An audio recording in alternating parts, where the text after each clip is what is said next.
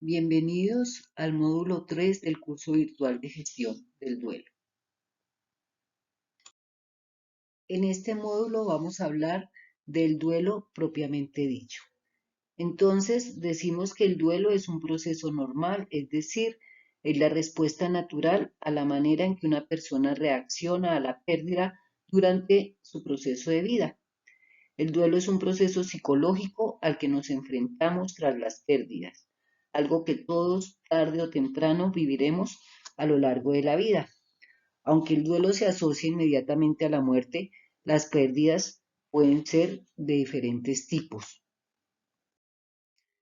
Hay pérdidas por fallecimiento, por rupturas afectivas, como en las separaciones, cuando se habla del nido vacío, que es cuando los hijos se retiran del hogar paterno.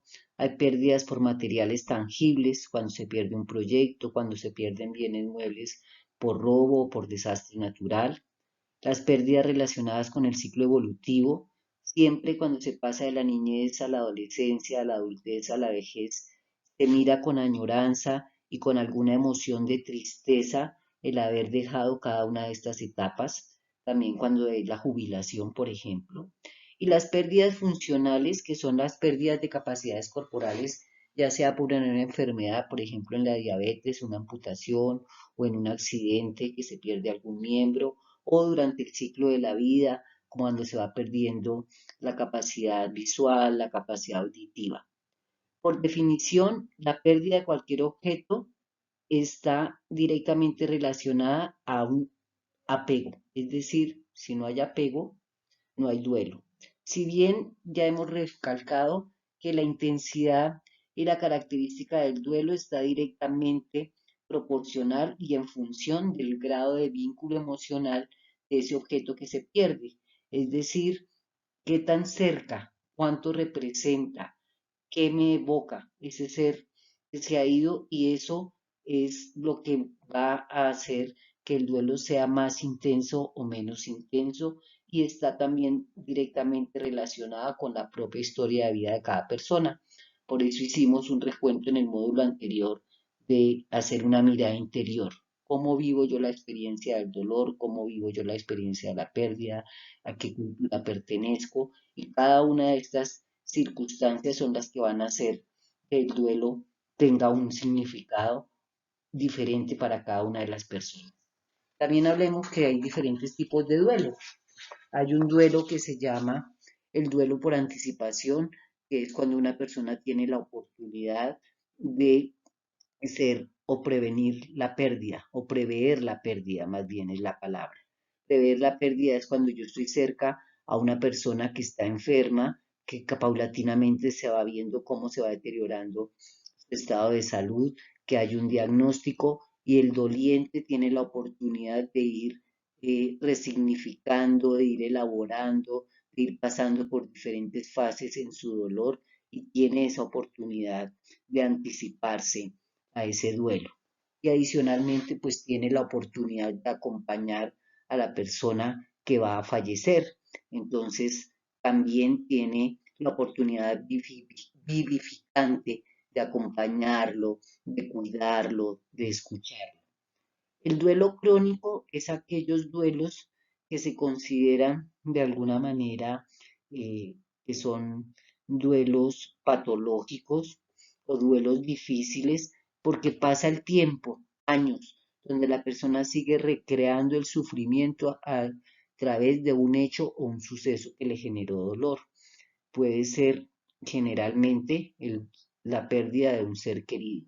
Entonces pasa el tiempo y sigue resignificando y sigue viviendo ese dolor, ese sufrimiento, como si lo estuviera, como si esos hechos hubieran sucedido apenas pocos días o pocas horas. Eso es el duelo crónico. El duelo retardado es cuando la persona en el momento en que se suceden los hechos no tiene tiempo para expresar sus emociones, porque las circunstancias en que se presentó ese hecho hacen que no haya la oportunidad para vivenciarlo. Hay que hacer diligencias, hay que enfrentarse a todos los trámites legales, hay que organizar unas exequias, y solo días después la persona puede empezar a hacer la catarsis y empezar a reconocer y experimentar y analizar qué fue lo que sucedió.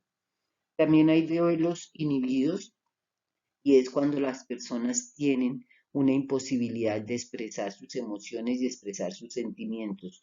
Luego tiene que pasar mucho tiempo antes de que pueda volver a enfrentarse y a reconocer el dolor y empezar a hacer catarsis de él. Y el duelo no autorizado o el duelo desautorizado es cuando una persona siente un dolor profundo frente a un hecho de la pérdida de alguien, pero los demás miembros cercanos a su grupo social o a su grupo familiar tienen una manera diferente de vivir esas circunstancias.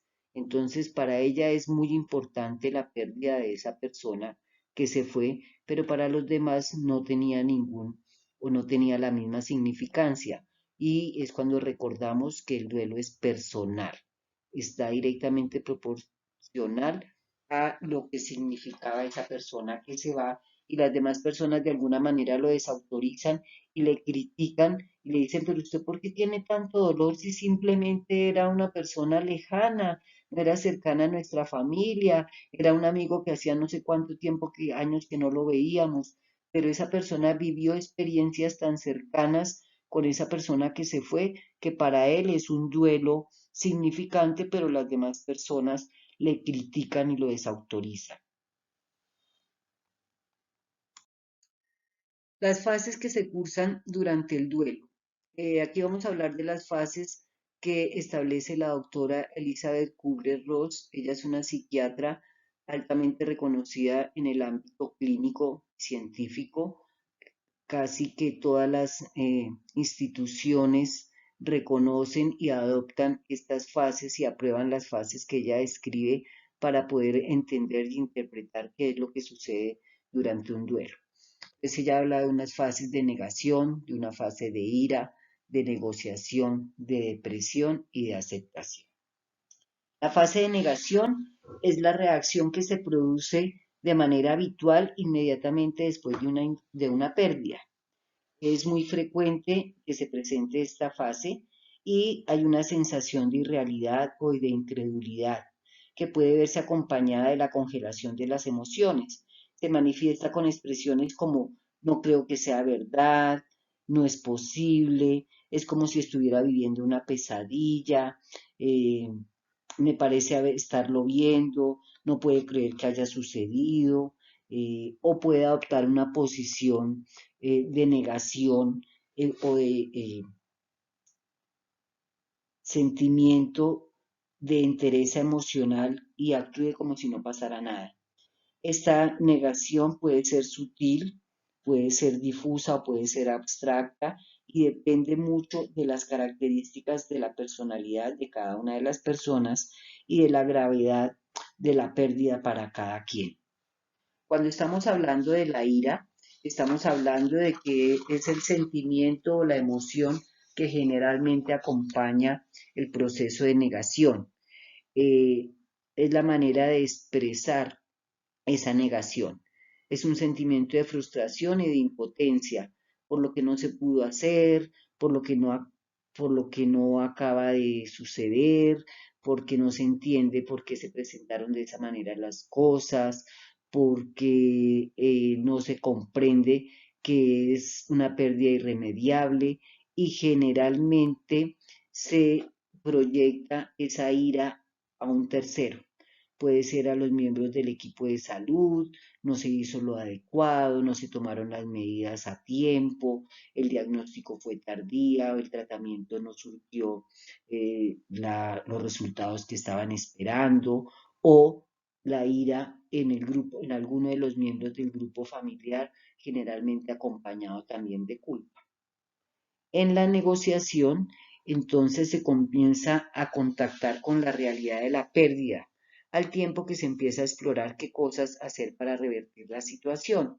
Por ejemplo, cuando a una persona le diagnostican una enfermedad terminal, se comienzan a explorar opciones del tratamiento pese a haber sido informado que no hay cura posible, por ejemplo, o que creen que se puede recuperar, por ejemplo, una relación de pareja y ya se sabe que definitivamente esta relación ya está rota, que no va a ser reversible, pero se empieza a comportar como si no hubiera pasado nada. Es como una negociación interna eh, está acompañada de alguna manera de ese proceso de negación. En la depresión, a medida que va avanzando ese proceso de duelo, se empieza a ir asumiendo esa realidad de la pérdida y se empieza a contactar con otras emociones. Entonces se empieza a identificar la ausencia, por ejemplo, eh, la pena, la nostalgia, empiezan a haber representaciones y manifestaciones como el aislamiento social, la pérdida del interés por lo cotidiano, una tristeza profunda que generalmente empieza a irse desvaneciendo a medida que se va haciendo mayor contacto con la realidad. Y finalmente la aceptación es el estado de calma asociado ya a una comprensión clara y racional de los hechos. Entonces, fuera de que es una eh, comprensión racional, también hay una comprensión emocional, se comprende que la muerte es irreversible, que la muerte nos toca a todos, que la pérdida es un fenómeno inherente a la vida humana y entonces se empieza a trabajar en un proceso de cicatrización de esa herida. Tenemos que recordar que, como lo hemos dicho antes, el duelo es un proceso personal. Es importante entender el contexto social en el que se suceden estos hechos y la historia de vida para cada persona para poder trascender de manera aireosa ante esta situación. Cuando eh, estas fases no se suceden de una manera natural, tranquila, sino que se anclan en alguno de estos elementos, se hablan de los duelos complicados. Y estamos hablando de un duelo complicado cuando existen manifestaciones como una tristeza profunda, un dolor y un pensamiento constante acerca de la pérdida del ser querido y permanece en el tiempo. Empieza a haber falta de concentración, es imposible asistir al trabajo, en el trabajo la persona siempre está hablando de esa situación que conllevó a la muerte de su ser querido y pone en riesgo su trabajo. Es cuando las personas empiezan a generar recuerdos del ser amado y empiezan a hacer eh, altares, por ejemplo, altares donde le empiezan a dar connotaciones casi idealistas a la persona que fallece y esos altares permanecen por meses, por años y no es la remembranza ni es el honor a un ser querido. Una persona se honra, por ejemplo, cuando se coloca una foto de la persona que se fue en un lugar visible para recordarlo, siempre se coloca una flor, y esa es una manera de enaltecerlo, pero cuando se hace un altar y se empiezan a asumir una cantidad de emociones y condiciones difusas, entonces ya estamos hablando de síntomas de un duelo complicado. Cuando hay entumecimiento y distanciamiento, la persona no quiere hablar con nadie, no sale de la casa, asume otro tipo de comportamientos que no eran los usuales, consumo de sustancias psicoactivas, consumo de alcohol excesivo, consumo de tabaco excesivo, hay falta de confianza, hay incapacidad para disfrutar la vida, no son capaces de recordar al ser querido a través de las experiencias positivas, sino siempre a través de experiencias negativas. Entonces se va distorsionando la realidad y en estos casos se requiere el apoyo de terapeutas especializados, psicólogos, psiquiatras o personas encargadas o con mucha experiencia en el manejo terapéutico del duelo. Antes de hablar de las manifestaciones del duelo, vamos a hablar un poco de los mitos y de las realidades que hay alrededor del duelo. Es importante que las conozcamos porque estamos tan acostumbrados a escucharlos que las damos por ciertas. Entre estas están, por ejemplo, que el duelo se resuelve aproximadamente en un año. Como ya dijimos, el duelo es un proceso natural y es inherente a la personalidad, a las características, las circunstancias y el entorno en donde la persona vive. Por lo tanto, un duelo se resuelve de manera satisfactoria en el tiempo que cada persona lo necesite. No tiene espacio, no se mide en semanas o en meses. El duelo es como una depresión. Ya hemos hablado que la depresión o las manifestaciones de depresión dentro de el duelo son manifestaciones particulares y momentáneas, el abatimiento, la desilusión, la tristeza profunda, el llanto, la apatía, el desapego a la vida, son manifestaciones que se suceden inmediatamente, se presenta ese momento de desenlace del fallecimiento de alguien, sus exequias y las semanas subsiguientes a ese hecho.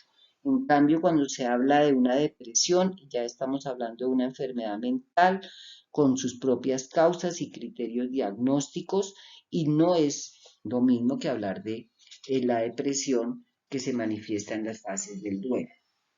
Es decir, que el duelo es mayor o menor dependiendo del tipo de muerte. Entonces, es como si se estuviera compitiendo por méritos para ver quién ha tenido mayor desgracia que quién. Todos los duelos son particulares para cada persona y no está ligado al tipo de duelo que se está viviendo. Se dice que cuando la muerte es natural, sobre todo una persona mayor, no genera duelo.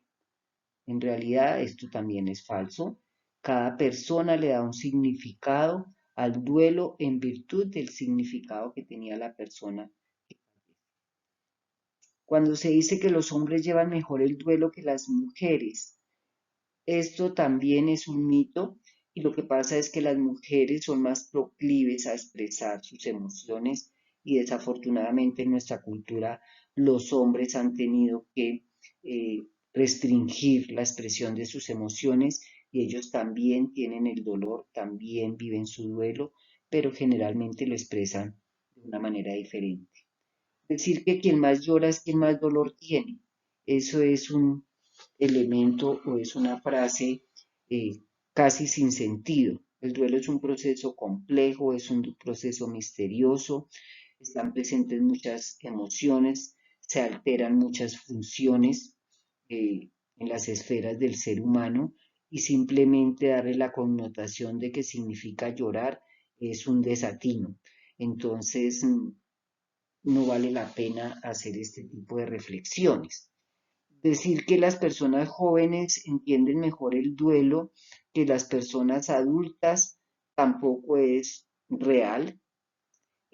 Una persona joven o una persona adulta, si tiene un buen manejo de sus emociones, si tiene la capacidad de comprender, si ha vivido y se ha enfrentado a diferentes duelos durante su vida y los ha reconciliado de manera asertiva, en cualquier etapa de la vida se es capaz de sobrellevar el duelo con un resultado de una mejor puerta que se abre y de una manera más significativa para enfrentarse a la vida.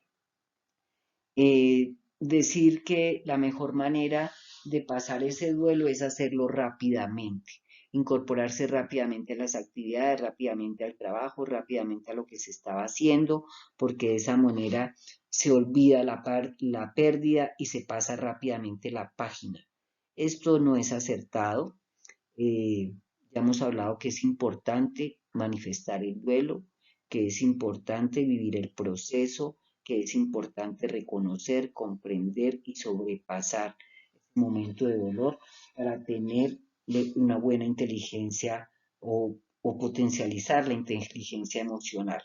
Entonces, hacer de este proceso algo rápido lo que hace es buscar manifestaciones tardías del duelo y anclarse en el sufrimiento que genera más daño en las personas.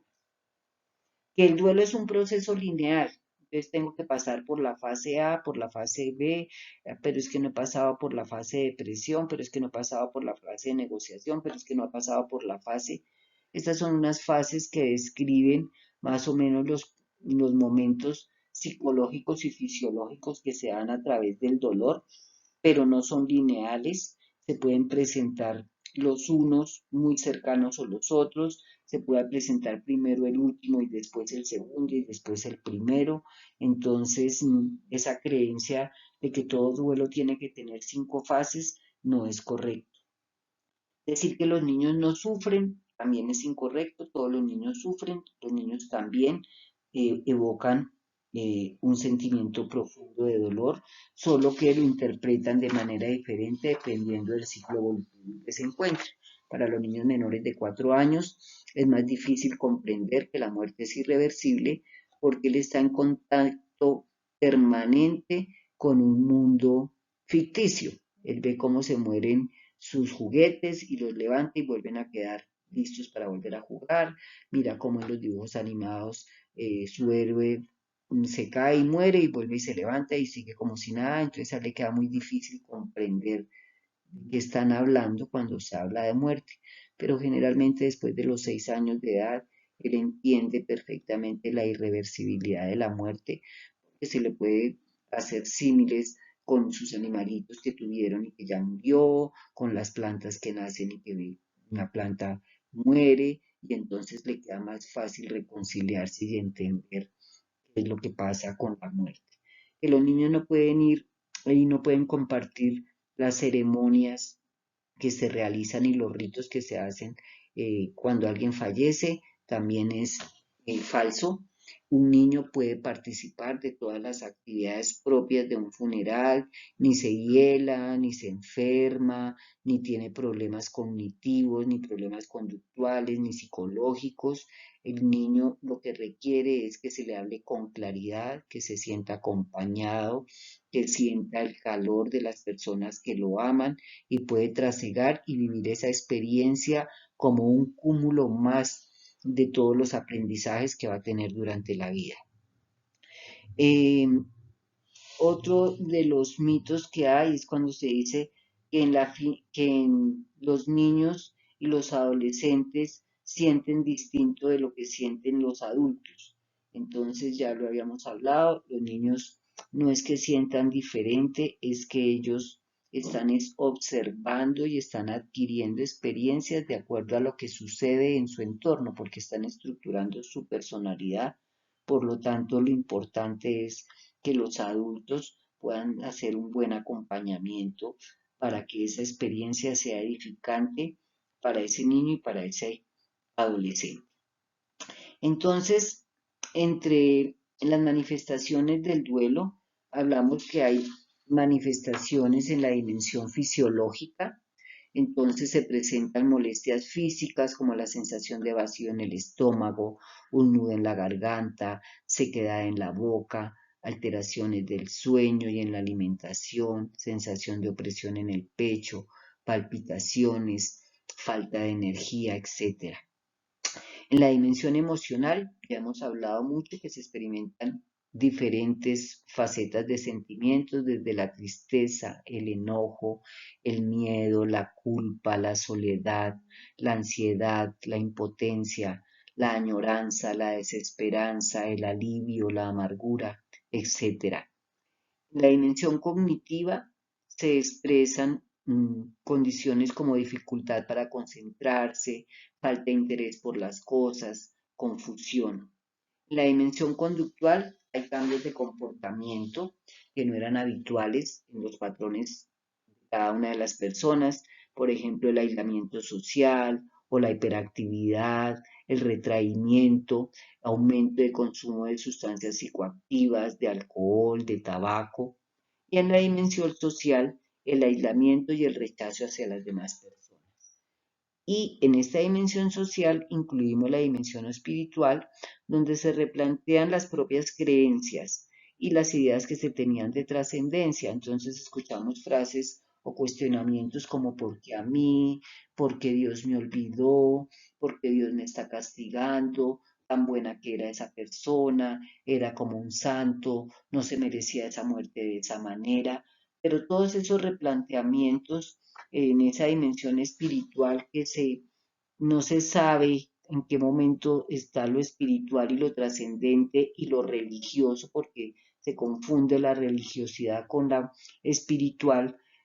Hacerse esas preguntas finalmente ayudan a replantearse unas nuevas cómo están mis creencias actuales, cómo se puede trascender a esas creencias y al final es posible que las personas puedan salir más robustecidas de ese evento. Entonces, hablamos de la importancia de favorecer la expresión de las emociones y las manifestaciones esperables dentro de la presencia de un duelo. Entonces, hemos dicho que el sentimiento más común es la tristeza, que persiste durante todo el proceso del duelo y es la primera que generalmente aparece en tiempo inmediato después de que se presenta el hecho del fallecimiento o cuando se está recordando este hecho. No necesariamente el sentimiento de tristeza está acompañado de llanto.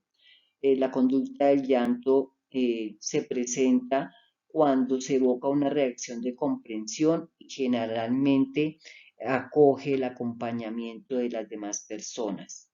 Entonces, la tristeza generalmente también está acompañada del sentimiento de soledad, de cansancio y de la sensación de indefensión.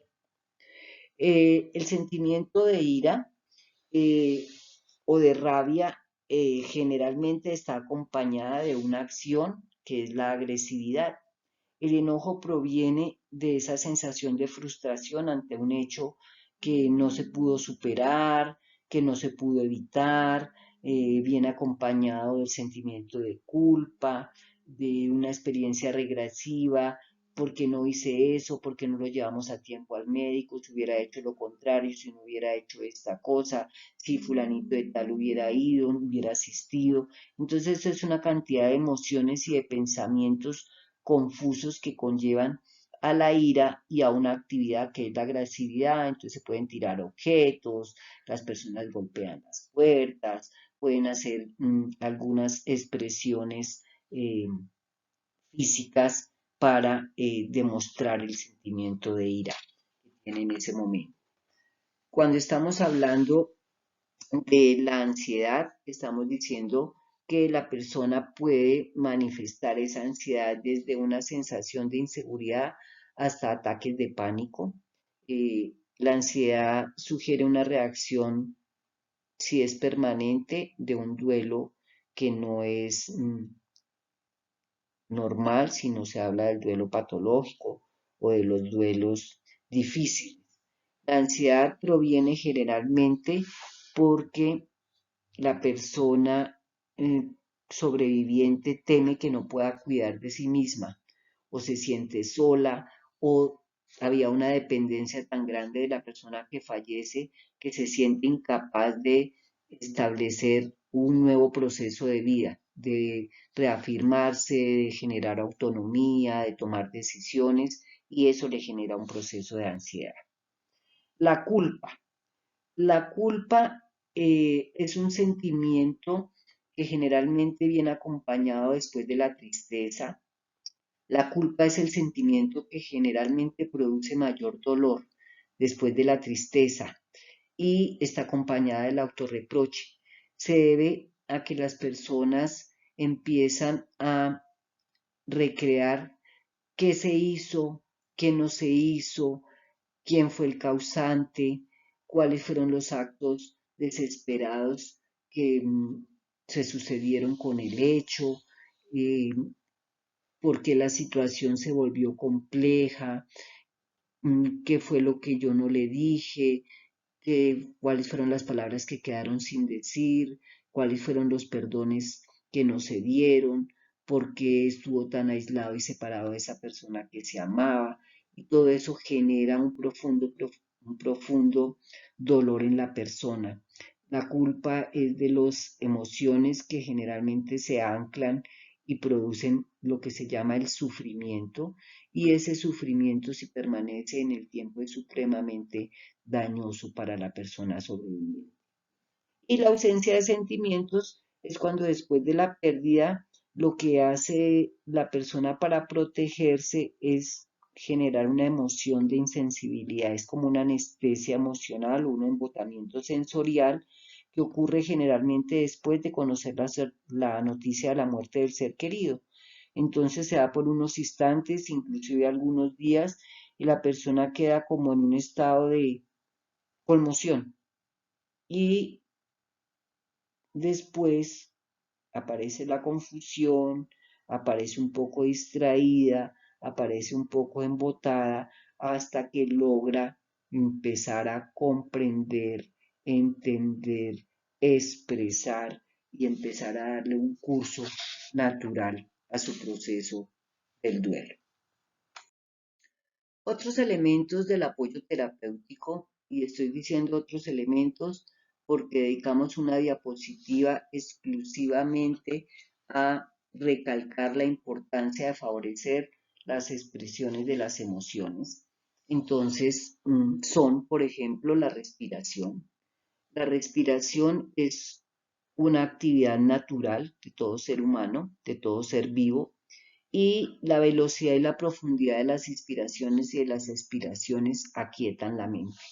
Por eso, de manera natural, cuando estamos sometidos en una situación de estrés, le decimos, o de conflicto, le decimos a la persona, respire tranquilo, sosiegue, se inspire, expire, cálmese, porque la respiración hecha de manera consciente, pausada y silenciosa, aquieta la mente y en consecuencia aquieta las emociones.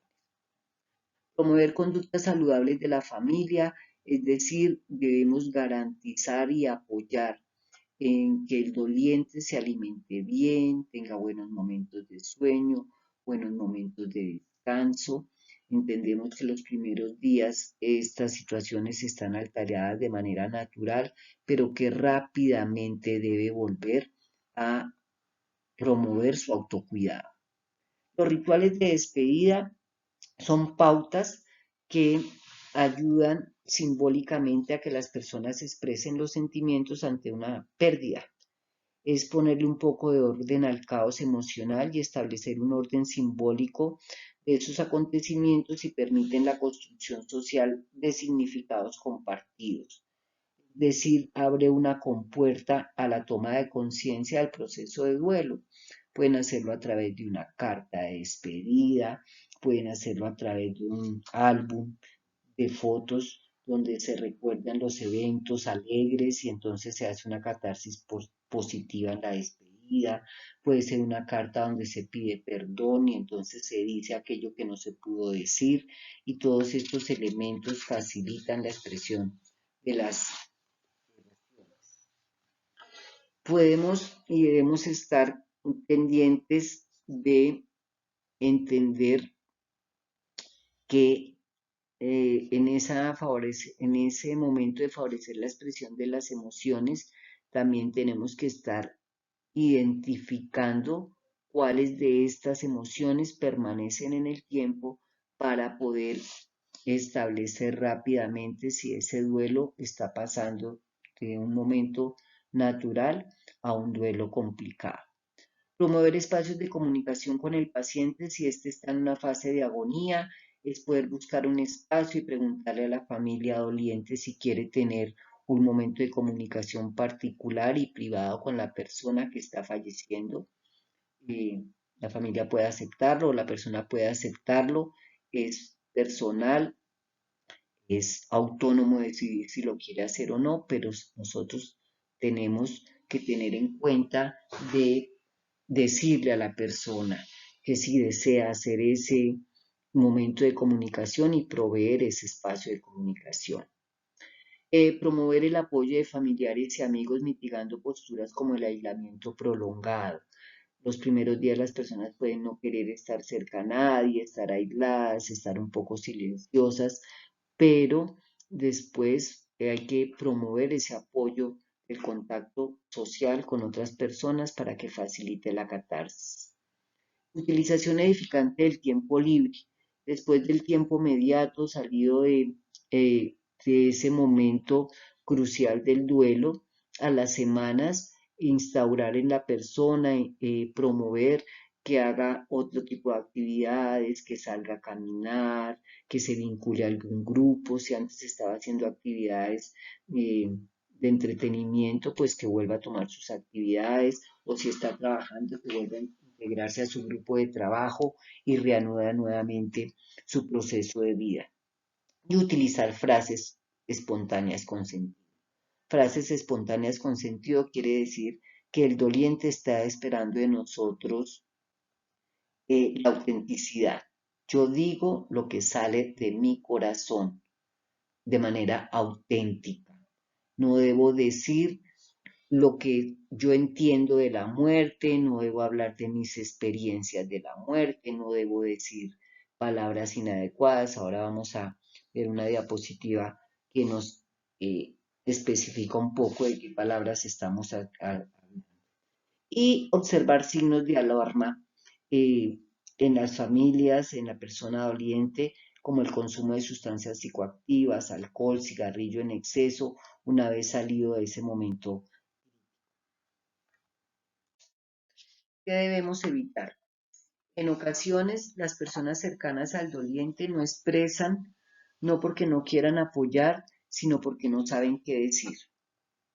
Y nosotros, en el caso de nuestro rol de personas del sector de la salud, el auxiliar de enfermería, debe evitar expresiones sin sentido, como lo habíamos dicho, y decirle al doliente cosas como, sea fuerte, anímese, por favor no llore, hágalo por sus hijos lo necesitan, tranquilícese, salga y distráigase un poco, eso le va bien, no llore más que se está torturando, eso no lo deja descansar, deje descansar a la persona que falleció porque su llanto no lo deja descansar, no se preocupe que la vida continúa, esa es la ley de la vida, hay que resignarse, fue la voluntad de Dios, afortunadamente ya falleció porque ya no sufrió más.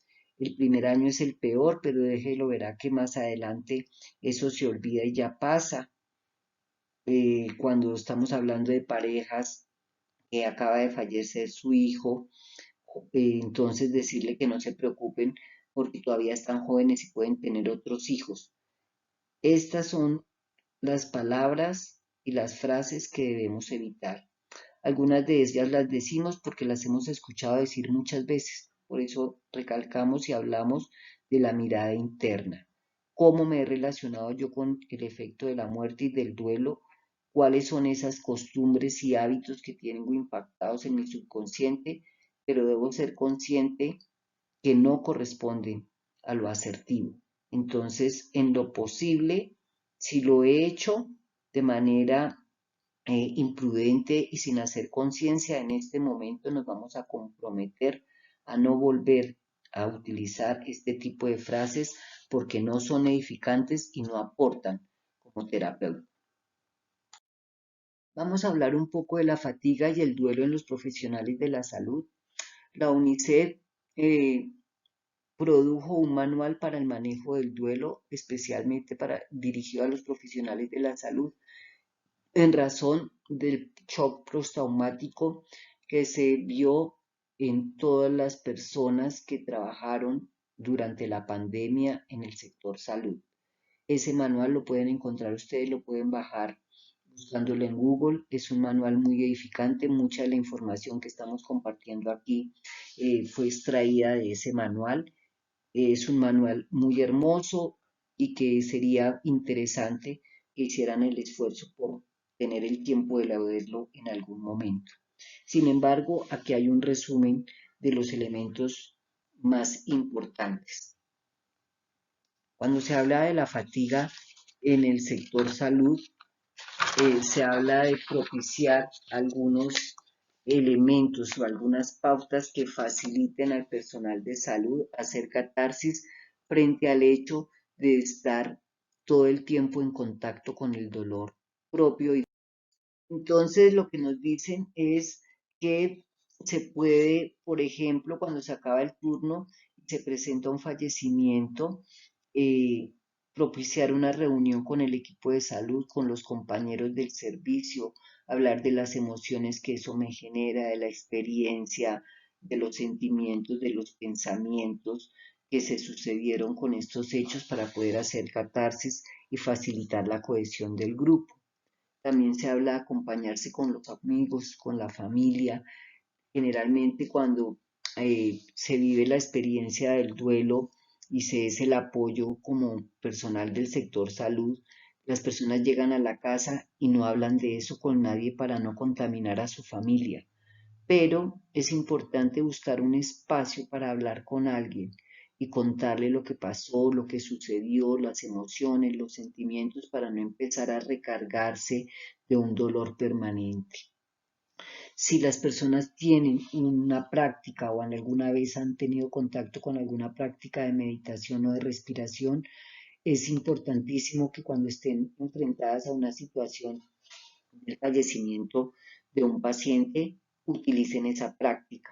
Lo ideal sería que lo hiciéramos todos los días, pero por lo menos en el momento en que se vive esa experiencia.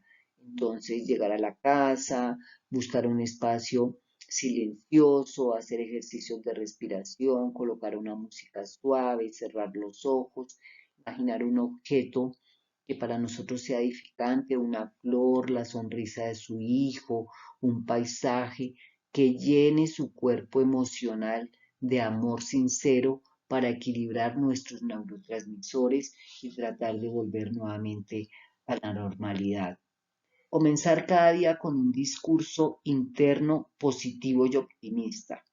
Sabemos que elegimos la profesión de ser cuidadores y generalmente eso significa que íbamos a estar permanentemente o durante mucho tiempo en contacto con el dolor. Pero si fuera de eso, yo me lleno de una actitud positiva por la vida, de optimismo, soy capaz de trascender a esa situación y lo que hago es revertir esto en cultivar la compasión, la actitud bondadosa, la comprensión hacia sí mismo, hacia los demás, ser capaz de consolar y de ser consolado, permitirse un momento de conexión con el dolor y dejar fluir estos sentimientos y no desbordarnos. En algunos momentos, si siento que estoy recargado, utilizar los servicios de los profesionales en salud mental.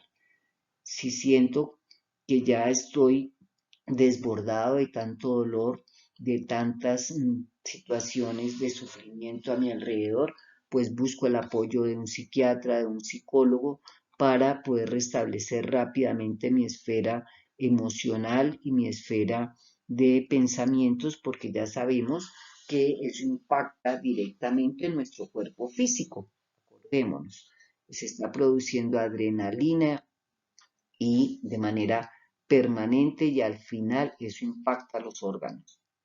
Y por último, recordar que yo tengo que cuidarme para ser capaz de cuidar a otros. Por lo tanto, estar muy atentos a comer bien, a descansar, a buscar buenos espacios de sueño, de hacer algún deporte, de salir al aire libre. Por favor, desconéctese de las noticias. Es suficiente la carga emocional alrededor del dolor para recrearnos escuchando las noticias que en la mayoría de los casos no son edificantes, sino son noticias que generan y descargan en nosotros más adrenalina, angustia, miedo, temor. Entonces, alejémonos de ese tipo de noticias para buscar más bien espacios donde la soledad, el silencio me ayuda a reencontrarme conmigo mismo, para buscar un espacio donde me reencuentre con la espiritualidad, con mi verdadero ser, con la maravilla de estar vivo y encuentre razones edificantes para estar en el aquí y en el ahora. Y por último, recordar que el dolor es inevitable, pero el sufrimiento es opcional, lo dicen los grandes maestros. Es decir, el dolor es una experiencia inherente a la vida, pero el sufrimiento es anclarme en un recuerdo torturador de situaciones pasadas. Si me separé dio hace mucho tiempo y en este presente no puedo recordar qué me dijo, qué no me dijo, qué le hice, el dolor que me causó, porque si nos anclamos en el pasado o nos anclamos en la angustia del futuro, es una elección, es opcional para cada uno de nosotros y no tendría sentido. Lo importante es encontrar en la vida la posibilidad de sentir la plenitud de ser feliz, de entender que somos seres espirituales, que estamos en un momento de aprendizaje, que podemos ser felices como una emoción de una condición interna que no depende de los hechos del mundo externo.